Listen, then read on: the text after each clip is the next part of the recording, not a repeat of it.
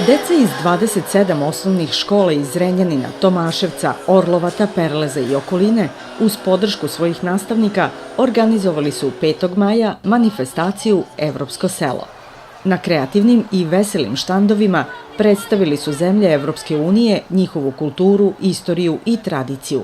Kancelarija za evropske integracije Vlade Srbije se pridružila ovom događaju zajedno sa gradom Zrenjaninom i delegacijom Evropske unije. Ministar zadužen za evropske integracije Jadranka Joksimović, v.d. šefa delegacije Evropske unije u Srbiji Oskar Benedikt i gradonačelnik Zrenjanina Čedomir Janjić otvorili su Evropsko selo i sajam projekata Evropske unije u Zrenjaninu, čime je zvanično počelo obeležavanje Dana Evrope u Srbiji.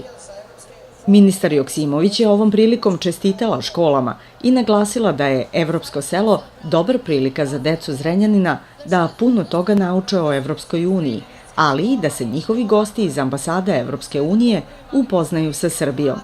Srbija je istorijski i kulturno gledano vrlo značajan deo Evrope i u svakom pogledu pripada evropskom kontinentu, naglasivši da je Evropska unija nastala kao organizacija koja je donela mir i stabilnost nakon Drugog svetskog rata, da je postala i biće još dugo najbolje mesto za život i rad i da je zato Srbija na evropskom putu. Kancelarija za evropske integracije Vlade Srbije nagradila je za organizaciju Evropskog sela 27 škola iz Zrenjanina i okoline vrednim poklonima, kompletima knjiga za školske biblioteke. Vidimo se sledeće godine u Zrenjaninu.